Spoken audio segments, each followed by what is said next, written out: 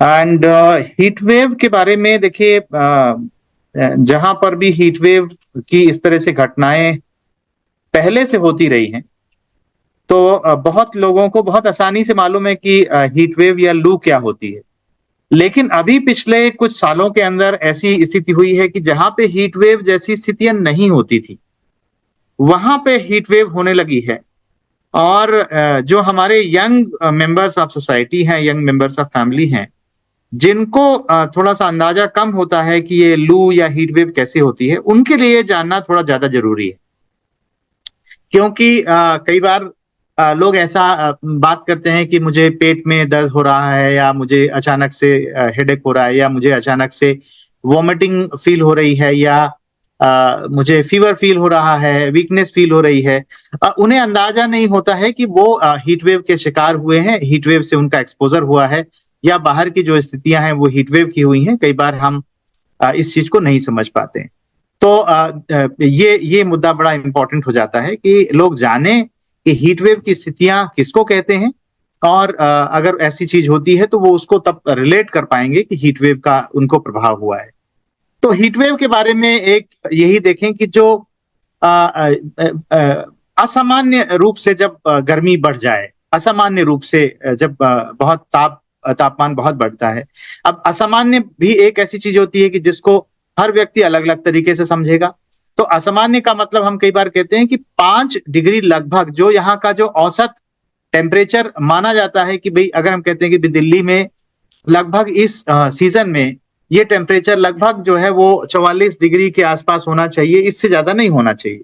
लेकिन वो temperature 48 degree 49 degree हो जाए, तो जो वहां का जो जो औसत तापमान है, जो उस समय का होना चाहिए, उससे जब 5 डिग्री बढ़ जाए, तो इस स्थितियों को हम साइंटिफिकली हीट वेव कहते हैं। अब ये बात इसलिए भी आती है क्योंकि पहाड़ों में दूसरी दूसरी एक डेफिनेशन ये भी है कि 45 डिग्री के ऊपर जो तापमान चला जाए, उसको भी हीट वेव कहते हैं। तो ये दो तरीके की परिभाषाएं आती हैं। एक प्रश्न उठेगा कि ये दो तरीके की परिभाषाएं क्यों हैं।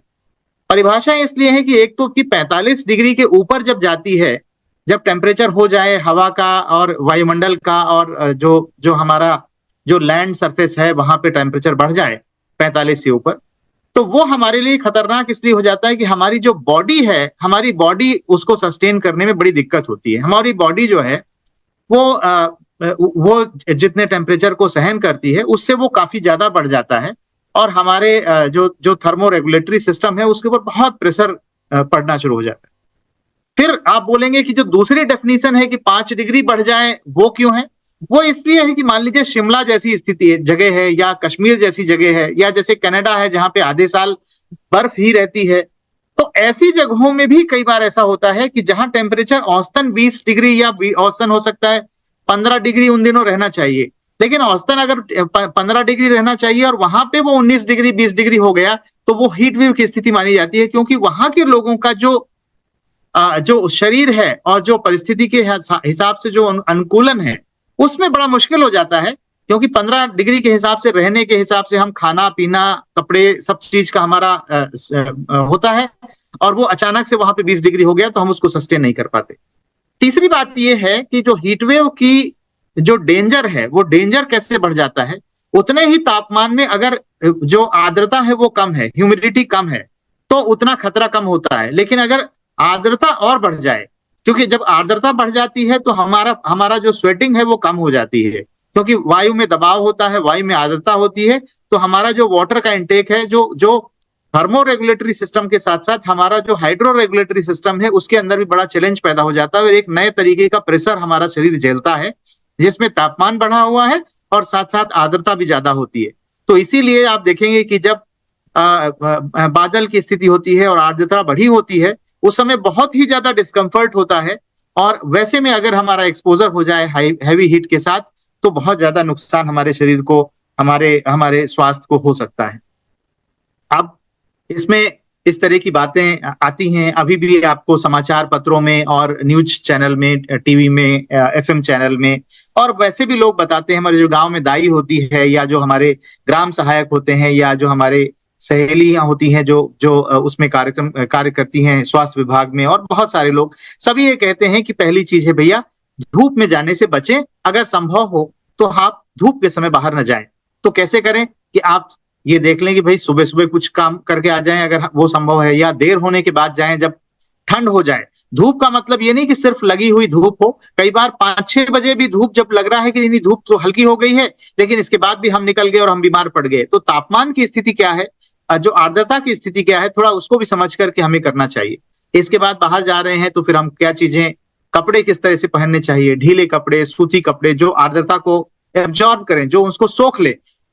मुझे याद है कि कई जगह पे जहां पे पंखे और बिजली नहीं होते थे उस समय, काफी वर्षों के पहले मुझे याद है, तो लोग क्या करते थे, कपड़ों को हल्का सा गीला कर लेते थे, तो वो आर्द्रता रखता है, गीला रखता है, और जब हवा चलती है कपड़े, वो हवा लगती है तो वो कपड़े ठंडक प्रदान करते हैं आपको।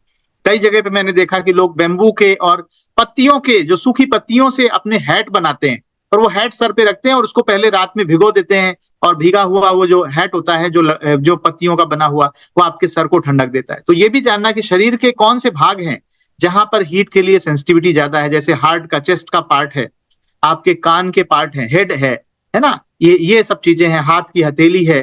तो ये कुछ ऐसी जगह हैं जहां पर हीट ज्यादा प्रभावित करती है। उसके बाद जो अंडर आर्म्स है, वहां पे हीट अकोमोलेट होती है। तो इन चीजों को समझना कि कैसे हमें हीट प्रभावित करती है। पानी, अगर ठंडा पानी नहीं मिलता है तो जैसा पानी मिले पानी पीना जरूरी है। इन चीजों को रखना, हाइड्रेट करना, अपने आप को पता रखना कि हीट वेव होने वाली है, जो हमारा मौसम विभाग है वो सूचना देता है। इसके बाद बहुत ही साधारण है, ओआरएस की लोग जो बात करते हैं, लेकिन ओआरएस जरूरी नहीं कि आप घर में ही, जो आप बाहर खरीद के ही ओआरएस पिए। ओआरएस आप घर में बना सकते हैं। डब्ल्यूएचओ का फॉर्मूला बताया जाता है कि नमक डाल के, और इतना नमक कि आंसू जैसा वो हल्का सा नमकीन महसूस हो, ज्यादा नमकीन ना हो, और हल्की सी उसमें चीनी डाल लें, और उसको आप अगर पीते हैं, थोड़ा सा नींबू भी डाल सकते हैं। और भी पेय होते हैं जैसे कि मांड, चावल का मांड होता है। तो इस तरह की बहुत सारी चीजें, छाछ है, नींबू पानी है, और जगह लोकल पेय कई ऐसे होते हैं जो इससे बचाने की कोशिश करते हैं। तो जो, जैसे हम कहते हैं ना कि दादी के नुस्खे, या जो जो जो हमारे जो वहां के लोगों की जानकारी होती है लोकल लेवल पे, उनको भी ध्यान में रखें। जानवरों को भी बचाएं, क्योंकि वो किसी को बता नहीं सकते उनको किस स्थिति में रखेंगे, पशुओं को, पक्षियों को, और हम पेड़ पौधों के बारे में भी इन चीजों को ध्यान दें।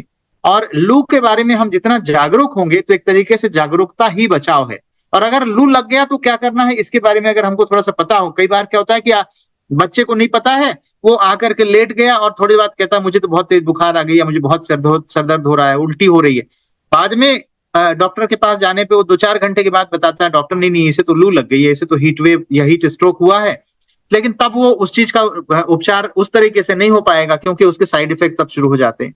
तो अगर तुरंत लू लगती है, तो अगर आप बर्फ का इस्तेमाल कर सकें या ठंडे पानी का आप एक्सपोजर दें, ताकि जो तुरंत गर्मी का प्रभाव हुआ है उससे हम बचा पाए। पहली चीज, हम छाए में जाएं, पानी पिएं, और कुछ इस तरीके की चीजें का सेवन करें, ताकि हमारा शरीर हाइड्रेट हो जाए, और उसकी जो स्वयं की जो बचाव क्षमता है वो काम करने लगे। इसके बाद कई ये भी होता है कि जो हीटवेव का प्रभाव है वो अलग अलग व्यक्तियों को अलग हो सकता है। अगर आप यंग हैं, आप बच्चे हैं, तो बच्चों को प्रभाव कुछ ज्यादा होता है, उनकी जो थर्मो रेगुलेटरी सिस्टम है उसके बारे में। इसके साथ साथ जो वृद्ध होते हैं उनकी सहनशीलता कम हो जाती है। जो प्रेग्नेंट वीमेन है उनके साथ की स्थितियां, तो ये जानना कि किन लोगों का एक्सपोजर कितना है, कितनी हमारी क्षमता है, उसके हिसाब से हमें देखना चाहिए। और उसके हिसाब से हमें अपना कपड़ा, अपने अपने वस्त्र, अपना भोजन, बाहर जाएं तो क्या हम छाते का इस्तेमाल करके जाएं, या हम क्या अवॉइड कर सकते हैं, दोपहर के समय बाहर ना निकले, हम कोई ठंडे स्थान पे रहें। तो उन चीजों को देखना है। जमीन अगर ठंडी है तो उसके पास लेट सकते हैं, लेकिन अगर जमीन गर्म है तो हमें देखना है कि कहाँ पे लेटना है जहां से हवा हमें मिलती रहे, लेकिन गर्मी से हम बच सकें।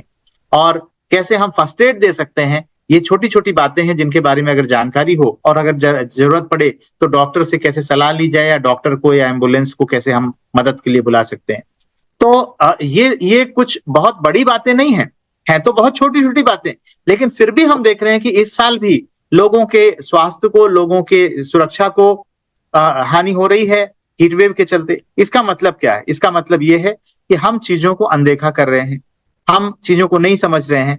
पहले भी हीट वेव होती थी, अभी भी हीट वेव होती है, लेकिन हीट वेव का प्रभाव अभी कभी बार ज्यादा बढ़ जाता है। मैं एक उदाहरण देता हूं, कई ऐसे कार्यालय हैं, उद्योग हैं या बिल्डिंग्स हैं जहां पे बहुत लोगों ने एसी लगा रखा है। एसी से अंदर का तो ठंडा हो गया, लेकिन बाहर जितनी गर्मी थी उससे ज्यादा एक्स्ट्रा गर्म हो गया। अगर कुछ लोग वहां पे बैठे हैं या वहां पे जिनका एक्सपोजर है, शायद उनके लिए ये हीट वेव कंडीशन और खराब हो जाएगी। कैसे इन स्थितियों को देखा जाए और कैसे उनके बैठने की व्यवस्था की जाए, कैसे उनको सुरक्षा प्रदान की जाए, इन चीजों को समझना। जहां बहुत कंजेस्टेड बिल्डिंग्स और कंस्ट्रक्शन होते हैं, छोटे छोटे बिल्डिंग या मल्टी स्टोरेड बिल्डिंग बहुत सारे बनेंगे, जहां पे आप देखेंगे वहां पे हवा अच्छे से नहीं जा पाएगी, वेंटिलेशन नहीं होगा। तो ऐसी स्थितियों में जो हीट है वो ट्रैप हो जाती है। तो कल की हीट ट्रैप है ऑलरेडी, वो नहीं निकल पाई, आज की हीट और बढ़ गई, तो हीट मल्टीप्लाई हो जाती है। ऐसी स्थितियां हीट वेव के प्रभाव को और बढ़ा देती हैं। तो इन चीजों को समझना कि हम कैसे, कूलर अगर नहीं है तो जो खस की या बांस की या और घास पात की चीजों से क्या हम एक कूलर जैसी व्यवस्था कर सकते हैं? क्या पंखे की हवा ऐसे बना सकते हैं कि वो ठंड से गुजरे और हमें ठंडी हवा दे पाए? तो इन चीजों को समझना। अगर बिजली भी चली गई, कई जगह ऐसी है कि बिजली बहुत कम आती है या बिजली आती है चली जाती है, बिजली चली गई तो हमने जो वस्त्र ओढ़े हुए हैं, कपड़ा ओढ़ा हुआ है, अगर हम हल्का सा भिगो लें, थोड़ा सा पानी मिल जाए, हल्का सा भिगो लें, हमारे शरीर को ठंडा रखने में मदद करती है। अपने पहनने वाले कपड़े को ही अगर हल्का सा हम पानी ये छींटे उसमें डाल दें, थोड़ा सा भीग जाए, चेहरे को थोड़ा सा पानी लगा लें, बालों को थोड़ा सा पानी लगा लें, हथेली में थोड़ा पानी लगा लें, इन चीजों को ध्यान दें। और जैसे कि कई बार लोग कहते हैं कि प्याज का इस्तेमाल, अगर लू लग गई तो इन चीजों को, क्योंकि वो फास्ट एवोपरेट करता है और वो टेम्परेचर को कम होने में मदद करता है। तो इन चीजों को देखना है। और ये इस तरीके के सिम्टम्स जो हैं वो डॉक्टर जो हैं, जो चिकित्सक हैं, वो बताते हैं। लेकिन ये साधारण सी बातें हैं। हम अगर पहले बचाव कर लेंगे तो हमें बहुत मेडिकल ट्रीटमेंट तक नहीं जाना पड़ेगा। प्रयास हमारा यही होना चाहिए कि हम किस तरह की हीट की स्थितियां हैं तो कैसा हमें नुकसान पहुंच सकता है। कई बार क्रैम्प्स लगते हैं, पेट में बहुत अचानक से दर्द पैदा होता है ना। और कई बार हमने किस तरह का भोजन किया है उसके साथ अगर हीट कंबाइंड हो गई तो हमें इस तरीके से स्थितियां हो सकती हैं। दस्त लग सकते हैं, सिर दर्द हो सकता है, बहुत ज्यादा चक्कर आ सकता है उसके साथ, है ना। तो उन चीजों को देख करके पैनिक फील हो सकता है। हाइपरटेंशन अगर किसी को इस तरह की स्थितियां रही हैं तो उसको एकदम से दौरे जैसे पड़ सकते हैं। तो इन चीजों को जानने की जरूरत है। और अगर हम पहले प्रिकॉशन को समझ लें कि हमें पहले से क्या प्रिकॉशन करना है, और अगर ऐसी स्थिति बनती है तो सबसे पहले फर्स्ट एड क्या देना है, और उसके बाद अगर नहीं होता है तब जाकर के हमें डॉक्टर की सलाह लेने की जरूरत पड़ेगी। ये दो चित्र हैं, आप देख रहे होंगे, पहले भी मैंने इन चित्रों को दिखाया कि एक तरफ देख रहे हैं कि भवनों को ऐसे निर्माण कर दिया गया, जो नंबर 2 है कि उसमें वेंटिलेशन मिल पा रहा है, लेकिन नंबर 1 में देखेंगे कि सिर्फ कंक्रीट ही कंक्रीट है और पूरा फंसा हुआ है, हवा भी निकलने की जगह नहीं दे रहे हैं हम, तो कैसे होगा, है ना। ये बहुत कोई साइंस, बड़ी साइंस नहीं है। लेकिन आपको ऐसे भी भवन दिख जाएंगे कि जहां पे लोग ऐसे घर बनाए हैं और उसके बाद उन्होंने अपने वहां छोटे छोटे पौधे लगाए हुए हैं, कुछ बेलें चढ़ाई हुई हैं, छत के ऊपर बोरी जो है, वो जो जूट के बैग हैं उनको भीग करके डाल देते हैं लोग, कई बार वहां पे डाल देते हैं ताकि सीधी धूप ना पड़े और वो पानी को थोड़ा एब्जॉर्ब करके रखती है, तो वो थोड़े से ठंडे रहते हैं घर, है ना। फूस की घास की टटियां लगा देते हैं। तो इस तरीके से कैसे हम अपने जो परिवेश है उसको ठंडा कर सकते हैं, होम गार्डन की मदद से इस तरीके से और भी चीजें कर सकते हैं। ये देखिए, ये अगर हम कर पाए, अगर हम प्लानिंग कर पाए तो ऐसी व्यवस्थाएं भी की जा सकती हैं जहां पे हरित भवन की बात आजकल हो रही है, ग्रीन बिल्डिंग की बात हो रही है। तो उदाहरण है, हमारे भारत में भी उदाहरण है, अच्छे उदाहरण है, लेकिन बुरे उदाहरण भी है। हमें पहचान करनी है कि बुरे उदाहरण कौन से हैं, उनको कम से कम करें और अच्छे उदाहरण को हम अधिक से अधिक बढ़ाएं। ये वाटर हार्वेस्टिंग सिस्टम के साथ भी काम करेंगे, क्योंकि कई बार जो हीट वेव के बीच में कई बार छोटी मोटी बारिश भी हो जाती है और फिर से हीट वेव बढ़ जाती है। ऐसी स्थितियों में जब ह्यूमिडिटी भी हो जाती है, हम कैसे उसको वेंटिलेटेड रखें, अपने जो परिवेश है ना, इन चीजों को ध्यान दें। ये इंडोर गार्डन्स की बात है जो मैं बात कर रहा था, घर के अंदर हम थोड़ा सा ठंडगी कैसे कर सकते हैं। मुझे याद है मैं थोड़े दिन पहले केरल गया था और बड़ा अच्छा सा दृश्य देखा मैंने। एक जो ऑटो वाला है, जो टेम्पो चलाता है, जो सवारी लेकर के जो शेयरिंग पे चलते हैं, मैंने देखा कि उस ऑटो वाले ने अपने ऑटो पे बेल चढ़ाई हुई थी, हरी बेलें चढ़ाई हुई थी और उसने गमले रखे हुए थे। उसने इतने अच्छे से थोड़ा सा वो वेल्डिंग करा करके ऐसा बनाया हुआ था कि छोटे छोटे उसने गमले रखे थे और उसका हरित ऑटो पूरा दिखाई दे रहा था। मुझे बड़ा अच्छा लगा, मैंने तस्वीर ली थी, मुझे मिली नहीं तो मैं दिखाता आज। तो इनोवेशन है, देखिए कि कैसे कर रहे हैं लोग। तो हम अच्छी चीजों से हम भी सोचें कि क्या हम अपने भवनों को, अपने परिवेश को थोड़ा ठंडा कर सकते हैं, ग्रीन कर सकते हैं और हमें हीट वेव से बचाने में मदद करेगा। ये इस तरह के इनोवेशंस भारत में बहुत मिलते हैं, हर क्षेत्र में मिलते हैं। ये मध्य प्रदेश, उत्तर प्रदेश, महाराष्ट्र के कुछ उदाहरण हैं। आप देखेंगे कि खपच्चियों के बीच में पत्तियां, सूखी पत्तियों को लगा करके हैट बनाया गया है और इस हैट को हम भिगो के अगर रख देते हैं और सर पे लगाते हैं तो छाया भी देता है, लेकिन ये हैट हमारे सर को ठंडा रखता है और इसकी छाया इतनी होती है कि चेस्ट तक हमारे ठंडा रखता है। इन चीजों को देखिए। आप देखिए, ये सुराही बनाई है जो लौकी जो बॉटल गार्ड होती है, बॉटल गार्ड के अंदर का वो गुदा निकाल करके जो पकी हुई लौकी होती है, जो राइपन्ड वन, उसके अंदर से ये वाटर बॉटल बनाई है, देखिए इसमें, जिसके अंदर पानी ठंडा रहता है, सुरक्षित भी रहता है और काफी देर तक आप दूर तक लेके जा सकते हैं। तो कैसे इनोवेशंस हैं उसको देख करके हम सीख सकते हैं, है ना। ये देखिए, आप देखिए कि इस तरीके से अभी घड़े जो है न, इस तरीके के घड़े आने लगे हैं। इस वर्ष मैं भी इस तरह का एक घड़ा अपने घर पे लेके आया हूं, जिसमें नल भी लगा दे रहे हैं। पहले नहीं होता था तो घड़े टूटने की संभावना होती थी, गंदगी की संभावना होती थी। अभी देखिए बड़े इनोवेशंस आ रहे हैं, टोटी वाले घड़े। पक्षियों के लिए भी पानी रखते हैं, बड़ा अच्छा लगता है। पक्षी आते हैं, आपको थोड़ा अच्छा महसूस होता है, पक्षियों की जान बचती है। उनके लिए पानी रखने की व्यवस्था कर सकते हैं, दानों की व्यवस्था कर सकते हैं। तो हम बायोडाइवर्सिटी में भी उनके सुरक्षा के लिए कैसे योगदान करें, इस तरह के बहुत सारे पेड़। सबसे ऊपर लेफ्ट साइड में आपको दिखाई देगा, ये छत्तीसगढ़ के अंदर और कुछ जो भाग है बंगाल का, उड़ीसा का, झारखंड का, उन स्थानों पे हम ये इसको बोरा बासी, इस तरीके से कुछ शब्द हैं, इनका इस्तेमाल करते हैं। और देखिए प्याज है, चटनी है, इस तरह का भोजन जो है वो गर्मी के दिनों में शरीर को ठंडा रखता है और शरीर के अंदर कोई उत्पात होने को बचाता है। यही चीजें ठंड के दिनों में आपको ठंड से बचाती हैं। कितना अच्छा जो वैज्ञानिक जो ज्ञान है वो हमारा ट्रेडिशनल नॉलेज के अंदर है। ऊपर राइट साइड में आप देखेंगे जो बेल का शरबत है, जो काफी न्यूट्रिशियस भी होता है, दिमाग को ठंडा रखता है, आंखों के लिए बहुत अच्छा होता है और आपको लू से बचाता है। नीचे आप देखेंगे सत्तू है, सत्तू के साथ कुछ हरी पत्तियां, धनिया और इस तरह की चीजें, पुदीना, ऐसी चीजें मिलाई हुई हैं। कई लोग इसमें थोड़ा सा शहद मिला लेते हैं और वो आपको डिहाइड्रेशन से भी बचाता है और आपका पेट भी नहीं खराब होता और आप इससे बच जाते हैं। तो इन जो ट्रेडिशनल ज्ञान है हमारा, जो पूर्व के लोगों का ज्ञान है, इन चीजों को देख करके हम कैसे इसका उपयोग ले सकते हैं। तो बहुत सारी बातें तो मैंने नहीं बताई, कुछ बातें बताई, लेकिन मुझे लगता है कि ये कुछ बिंदु हैं जिनके बारे में सोच करके, और एक सबसे बड़ी बात मैं बोलूंगा कि कई बार दो बातें हैं जिनको ध्यान रखने की जरूरत है कि कई बार हम विदेशों के हिसाब से चलने की कोशिश करते हैं। हम सोचते हैं कि गर्मी बहुत है तो हम कम से कम कपड़े पहने और बाहर निकल जाए, बाइक से बाहर निकल जाए बिल्कुल कम कपड़े पहन करके, क्योंकि गर्मी है और हवा लग जाएगी हमें। या कई बार हम नायलॉन के कपड़े पहनते हैं, लेकिन आपको पता है नायलॉन के कपड़े जो होते हैं वो गुड कंडक्टर ऑफ हीट होते हैं और गर्म हो जाते हैं, बल्कि आपको जला देते हैं। और आप कम कपड़े पहन के जाते हैं तो आप सीधे गर्म हवा के संपर्क में आते हैं और आपका खुद का पसीना इतनी जल्दी उड़ जाता है कि वो आपके शरीर को ठंडगी नहीं दे पाता। तो आपको इन बातों को ध्यान देने की जरूरत है कि कैसे हम अपने शरीर को कवर रखें, खासकर जब हम बाहर जा रहे हैं। शरीर के अंदर आप, घर के अंदर आप रहें, आप कम कपड़े में रह सकते हैं, आपको हवा लगेगी, आपको अच्छा महसूस होगा। लेकिन बाहर जाएं तो आप कैसे उसको ढकें, शरीर को, आंखों को, हाथों को, इन चीजों को ध्यान रखना है, चेस्ट को, ताकि आप बच सकें। और दूसरी बात यह है कि खान पान में कि कोका कोला और ये चीजें, मैं किसी कंपनी के बारे में नहीं बोल रहा, लेकिन जो इस तरह के पदार्थ हैं उनकी बजाय ये जो प्राकृतिक पदार्थ और इस तरह की चीजें हैं, जो वेजिटेबल से बने हुए, फल से बने हुए, ये चीजें ज्यादा अच्छे देते हैं। तो इन चीजों को ध्यान देना।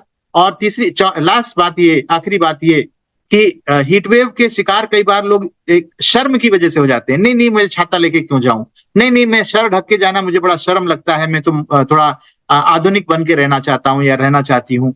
नहीं आप मुझे क्या बूढ़ा समझते हो, मैं तो अभी बहुत जवान हूं, मुझे कोई फर्क नहीं पड़ता, मैं तो ऐसे ही जा सकता हूं। ये इस तरह की भावनाओं से बचें। इस तरह की भावनाएं आपके स्वास्थ्य को खतरे में डाल सकती हैं। कृपया इन चीजों का ध्यान दें, आपके स्वास्थ्य को आप पहली प्राथमिकता दें, तो हीट वेव में आप खुद भी बचें। और जब आप इस तरह की सुरक्षा व्यवस्था लेंगे तो दूसरे लोग भी आपको देखकर प्रेरित होंगे और इस तरीके से समाज में हम एक सही संदेश देंगे और लोग अपने आप को हीट वेव से बचा सकते हैं। धन्यवाद।